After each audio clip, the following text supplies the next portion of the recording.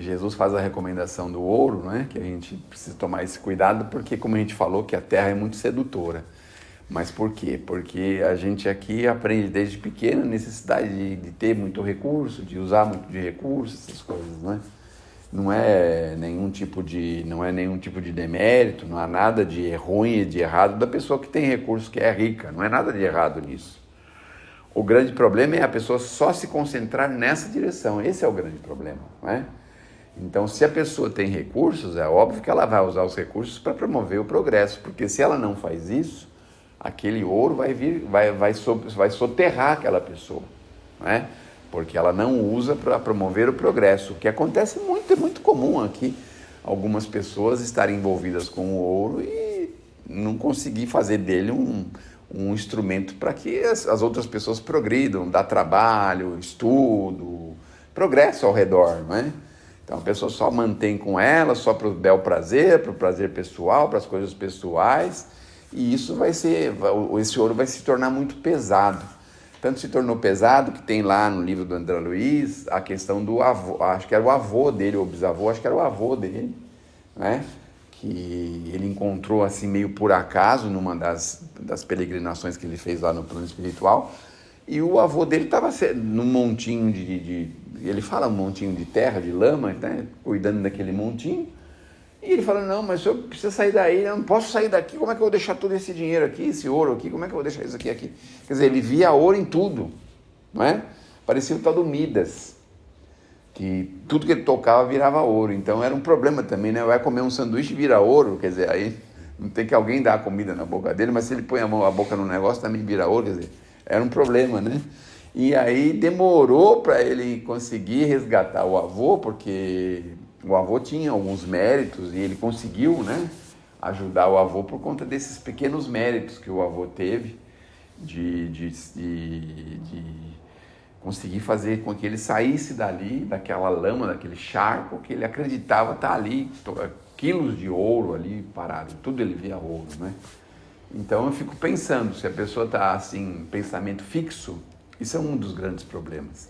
O pensamento fixo faz com que a gente entre em sintonia muito ruim com as pessoas, com os espíritos de uma natureza bastante atrasada, e é isso que se combate muitas vezes em processos desobsessivos. Nós temos que fazer força para tirar o pensamento fixo em determinadas coisas, né? Então o pensamento fixo no ouro gera esses problemas que a gente vê. Então hoje você vê pessoas que são milionárias e miseráveis ao mesmo tempo, né?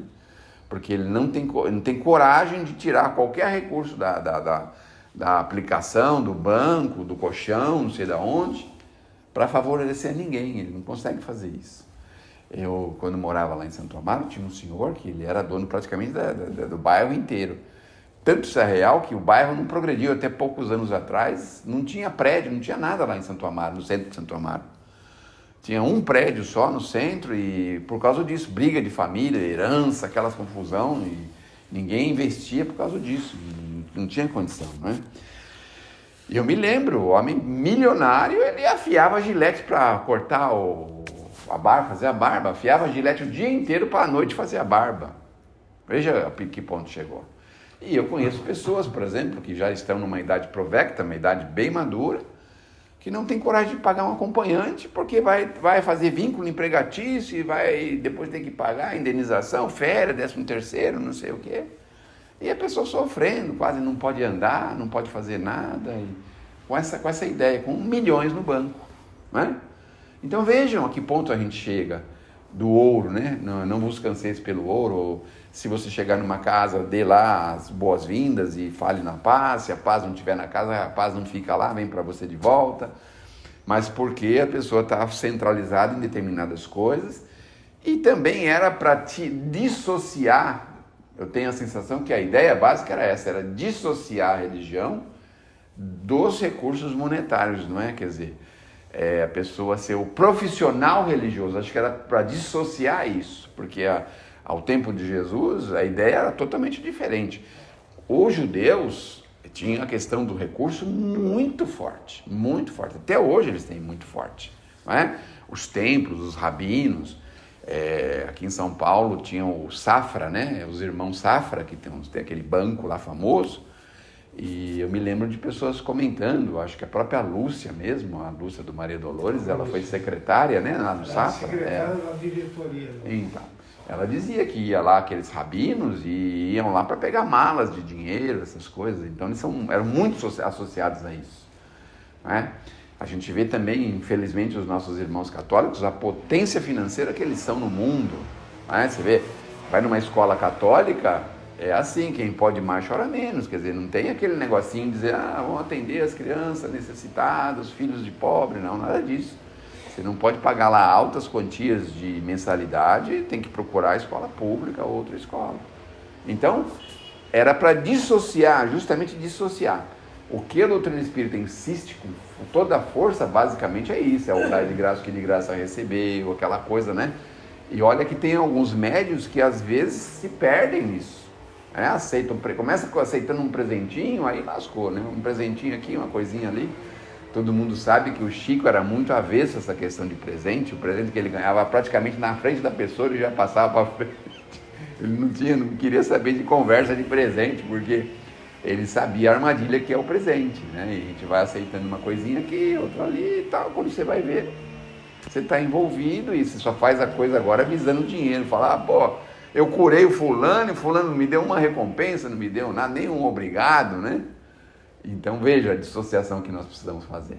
Então, não vos canseis pelo ouro nesse sentido, no sentido de pensar o seguinte: trabalhar para o espiritismo, para a doutrina espírita, para a religião, tem que estar dissociado, fora de associação com recursos amoedados. Então, aqui a Casa Transitória é um trabalho social, obviamente precisa de funcionários, de manutenção, de uma série de coisas, mas o quanto possível a gente precisa fazer o trabalho da forma mais dissociada ao dinheiro possível.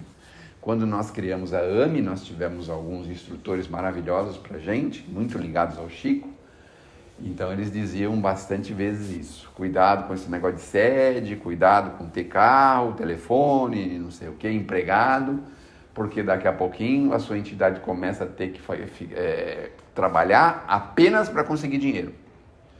E se a gente bobear, a gente vê aí muitas entidades que é o tempo inteiro com o chapéuzão lá estendido, o tempo inteiro, porque tem número de funcionários, tem isso, aquilo outro, uma coisa enorme, né? Então, o quanto possível. A gente vai para a mensagem também, a mensagem, a distribuição gratuita, quer dizer, a gente está totalmente desvinculado ao dinheiro. Eu vou dar um dinheiro para ajudar na mensagem, é contribuição espontânea. Você não está comprando um pacotinho de mensagem, nem um envelope de mensagem, não é nada disso, é uma contribuição espontânea que você está oferecendo. Essa é a ideia, né? Tanto é que a gente faz todo o possível para dissociar. De vez em quando aparece um ou outro aí, como é que eu posso dizer assim, extraviado, né? Que está a fim de monetizar o mensageiro, né? E de vez em quando também os espíritos aproximam da gente com essas ideias de monetizar o mensageiro, que a gente tem que repelir com toda a força, porque senão a gente perde, né? Perde a característica do grupo e a característica dentro da doutrina, que tem que ser mesmo atender de forma absolutamente graciosa, né? O Chico chegava a ponto a dizer que, por exemplo, esses centros espíritas que têm reuniões de cura ou reuniões de medicamentos, de homeopatia, que podia fazer a reunião, mas que ele tinha que ter uma farmácia que oferecesse o remédio de forma absolutamente gratuita. Olha o problema que é isso, né? Porque as pessoas fazem, preciso do remedinho aqui para fazer isso aqui. A pomada do vovô Pedro, por exemplo, a gente não paga, não cobra, não é nada disso, né? Então um grupo de amigos vai lá, cada um dá um pouquinho de dinheiro, faz a fórmula e faz as pomadinhas e entrega de graça. Mas você imagina um centro que tem lá um médico que receitua, como o Chico ficou uns anos fazendo isso, é homeopatia, né? E aí a pessoa não tem, vai pegar a receita, vai lá, tem que ter uma farmacinha lá e entregar. Isso aqui era uma farmácia, né, da Transitória, isso aqui era um laboratóriozinho que tinha para fazer as receitas que eram homeopáticas, né? Isso aqui, essa casa aqui todinha era isso. Imagine que na época, imagina que o seu Gonçalves também tinha muito forte, porque o seu Gonçalves, ele tinha assim uma ligação muito forte com o Chico e ele era muito obediente. ao Chico nessas questões. Então o Chico falava assim, ó, os espíritos estão dizendo, Gonçalves, ó, os espíritos estão, ó, Gonçalves, e ele atendia, ele não era teimoso como alguns de nós somos, né? Porque às vezes a gente chega no trabalho, enche de ideia, de opinião, de não sei o quê, e quer que as pessoas mudem tudo na hora, quer que faça tudo. E o Gonçalves não, ele atendia fortemente o que o Chico fazia e falava, e pegou, graças a Deus, estiveram junto deles um grupo de espíritos também que favoreceram, porque você imagina o Gonçalves sozinho lutando com um monte de gente para falar, não, tem que ser de graça, tem que ser de graça, e todo mundo contra, ia ser muito mais difícil. Então um grupo de espíritos afins chegaram e aceitaram a ideia e seguiram em frente. Aí com tudo aqui era assim, os cursos, a padaria, sabe, tudo, social, tudo era assim.